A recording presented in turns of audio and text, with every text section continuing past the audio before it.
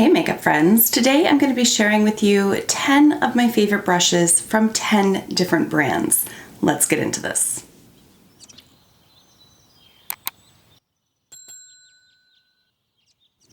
As always, I want to start off by welcoming you back to the channel, or if you're new here, then hello and welcome. My name is Kara, and today, like I said, I'm going to be sharing with you my 10 favorite brushes that I have in my collection, and they just happen to be from all different brands. I didn't actually realize that until I was writing them out, that they are from different brands, but that kind of works out nicely. You get to see highlights of all the different brands. Likewise, there is a mix in here of synthetic and natural. The price point in here, they're all fairly reasonably priced. I think the most expensive one comes in at $37 US, so really not going to break the bank on any of these brushes. Now, just by way of preamble, I want to say these are just my cream of the crop favorite brushes. So I didn't go into this thinking, what's my favorite foundation brush? What's my favorite blush brush? I just looked at all of the brushes that I had and thought, what are my favorites? Like, what are the staple workhorses that get used over and over and over again? And this is them. So with that all said, let's get straight into these brushes. First up, we're going to talk about a concealer brush. So when I sat down to organize how I was going to present these brushes, I figured it would just make most sense to do it in the order in which I use them on a day-to-day basis, rather than trying to actually rank these 10 from top to bottom, because it's kind of apples and oranges in a lot of cases, and I just couldn't do it. So first up, we have the Rare Beauty Concealer Brush. This comes in at $21 Canadian. It is synthetic, it's cruelty-free, and it's vegan. What I love about it in particular is the shape of it, particularly this little pointed edge here. I find it very easy to get into the nooks and crannies of my eyes. I've got rather deep set eyes, so a lot of times a more rounded brush just doesn't get right into this area for me. As well, it hugs the curve of the nose. It's dense enough that you can just sort of stipple the concealer into place, but there's still enough give to it that you can still blend it out really nicely.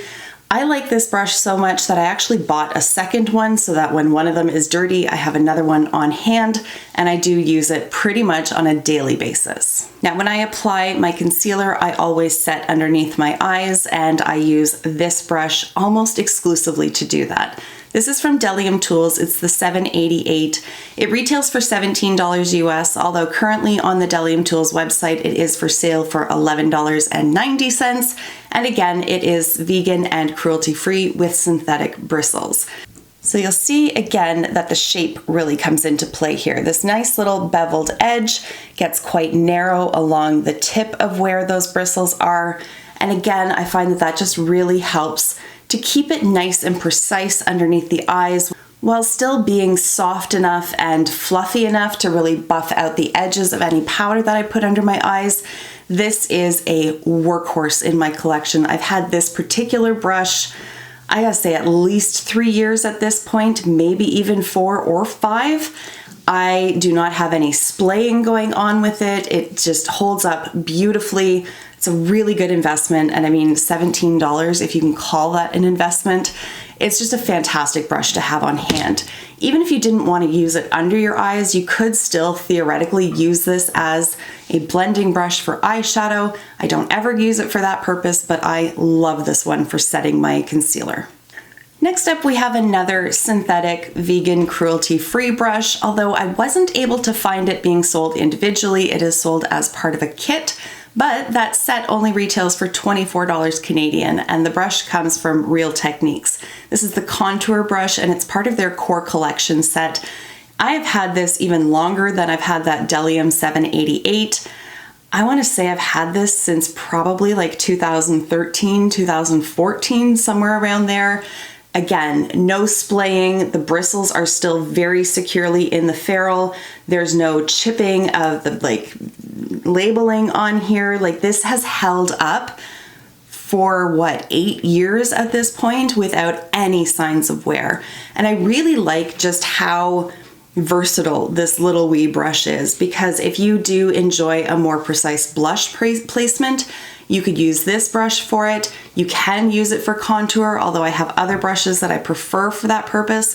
But what I really, really like this one for is using it with cream products, particularly cream bronzer, because I don't have a ton of forehead space, so I don't want to use a really big brush up there. I like to use this one. It gives me enough blending power to like buff all of that bronzer out, but it's still nice and precise, so I can really get it into the hairline and just really have control over my makeup. Real Techniques brushes are just powerhouses. If you are looking for the most bang for your buck, I would highly recommend checking out their brushes. I think there's a place for every collection for these brushes.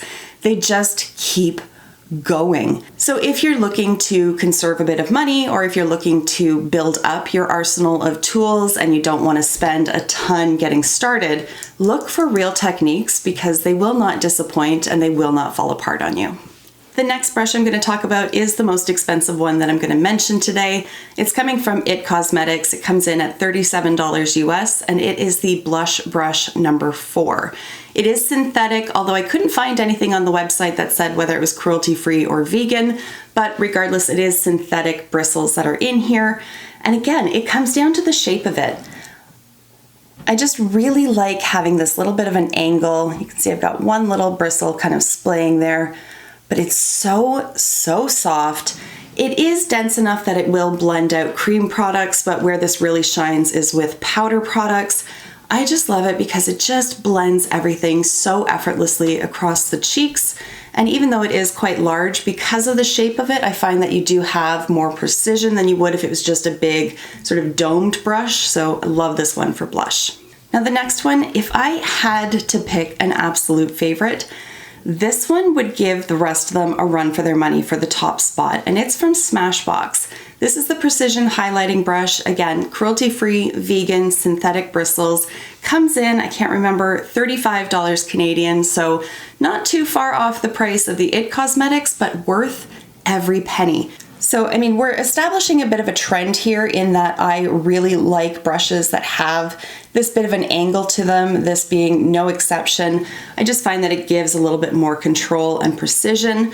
But what I love the most about this brush is how easily it picks product up, especially product that can be a bit stubborn with fluffier brushes. For example, the Super Shock Cheek highlighters from ColourPop. I'm working on one in my project pan. When I first got that, I almost decluttered it because I had such a frustrating time getting it to apply to my face without having to resort to using my fingers. Brushes I was using to try were ones that I had used with a lot of success with powder products, but they just couldn't pick up that almost jelly-like-ish sort of texture. I don't know how to describe the Super Shock texture. It's not powder, it's not cream, it's some sort of weird hybrid of the two. This, it loves that formula. It picks it up really nice, lays it down really nice, and then you can go in and sort of buff those edges out as well. Freaking love this brush. It's been a bit of a game changer for me when it comes to highlighter, and I use this one almost exclusively over any other highlighting brush that I have. So that does it for face brushes. Now we're on to eye brushes. And while I didn't necessarily mean for it to work out this way, it just happens to be so that you can get a complete eye look using these next 5 brushes. So up first is the BK Beauty 201 Crease Blending Brush. Retails for $24 US, cruelty-free, vegan, synthetic bristles. And I use this as like a transition brush. So while it's called the Crease Blender, I have hooded eyes. This is altogether way too big for a crease brush for me, but it works really, really nicely for just applying that initial base layer of shadow and then blending out edges and things of that sort as I progress with my eye look. But this one is just a really nice brush to work with.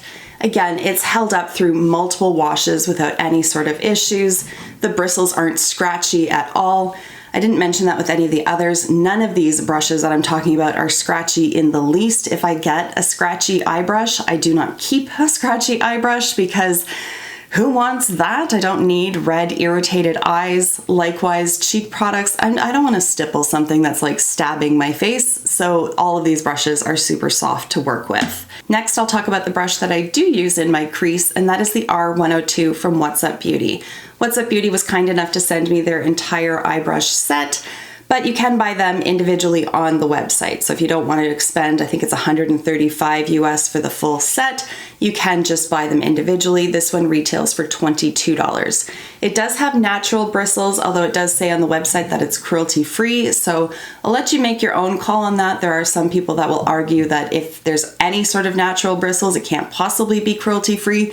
I am not far enough into that world to be able to speak intelligently at all on that, but I just wanted to let you guys know that. If it makes any difference, it is goat hair.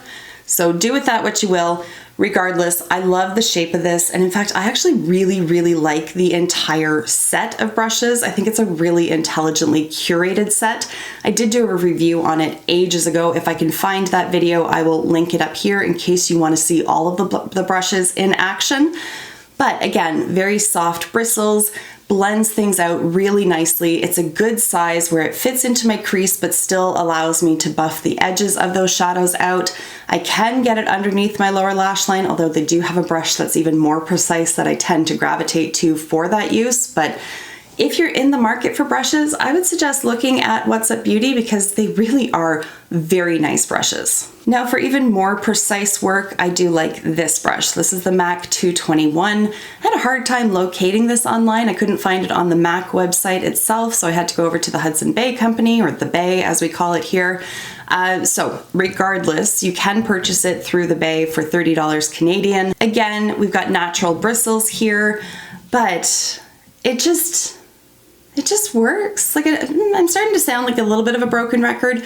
I just really like the shape of it. I like that although the bristles are like a standard length, they're not super wispy. I've had that before with a Sigma brush, the Sigma E06 maybe. Same kind of idea, but I just found that it was a little bit too flimsy, like the bristles were a little bit too long, and it just made it a little bit harder to blend things out. This one fits in really nicely along that like outer V of my eye, fits under my lashes really nicely. Again, stiff enough that I can just lay that pigment down, but fluffy enough that I can then blend it back out. Again, it's just held up over the years with multiple washes. No complaints about this brush at all. So then that's going to bring us to arguably my favorite category of brushes, which are flat shaders. Because I almost always have a like sparkly kind of shade on the lid. I love a good flat shader brush. And this one here, I particularly enjoy. So this is from Volare. This is the E06. It retails for $14 US, and it is a blend of synthetic and natural hair. And I have to say, Volare in itself is probably my favorite brush company of all.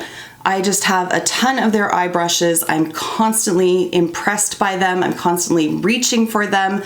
And I have actually gone and replaced some of them after they have eventually broken down over the course of several years. So again, a very good investment, if you will. Most of their brushes are running in that $14 to I'd say about $16 price point for eye brushes. Face brushes are a bit more expensive, and I do think they have one that's like wildly expensive, but for eye brushes, really can't go wrong with them. So what I really like about this, let me grab another one just so that we have some comparison. So this guy here is from Bdellium Tools, and then you can see the black ferruled one is from Volare. And you can see the size difference, right? The width of the actual bristles. So while this is great for just all over the lid application, I like the precision that this one offers. Again, I don't tend to have like a lot of lid space, so sometimes that one can be a bit overkill, whereas this one, if I want to leave the inner portion completely blank, I can just start out here and just pat it along. If I wanted to line my lower lash line with this, it's nice and thin and I could go ahead and do that. But I really just like that it has that narrower bristle base. The bristles are more narrow, however one would say that. At any rate, I just really like the size of this one. And then for even more precise work, again, if I wanted to use this just on the very inner portion of my lid, or if I was doing a halo eye And I can even use this for applying my inner corner highlight. This brush here is from Bristles Beauty. This is the P06-RF brush. It retails for $23 Canadian and it is synthetic. Again, on the website I wasn't able to see if it was vegan or cruelty-free, but the bristles are synthetic if that helps with your decision making. So again, it just comes down to the size of it. It's just so precise, so petite, and yet not so small that it becomes kind of pointless or like overly specific. For example, I do have one brush that I thought I would get a lot of use out of. This one is from Volare. This is the IV01. And it's just this tiny, tiny little pencil brush, just a little nibbin thing. And I thought, you know, that would be great for like super precise work, but I don't do super precise work, so it just kind of sits there. This one, on the other hand, is large enough to be functional, but still small enough to give that extra bit of precision. So there you have it, guys. Those are my 10 favorite brushes, which just happen to be from 10 different brands. I would love to hear from you what some of your favorite brushes are, or if you have any of the ones that I mentioned today, what your feelings of them are. So with all of that said, I'm going to wrap the video up here. If you enjoyed it, please give it a thumbs up. And if you're not subscribed to the channel, I ask that you consider doing so. But for now, I will see you in my next video. Until then, just be a decent human being. Bye for now.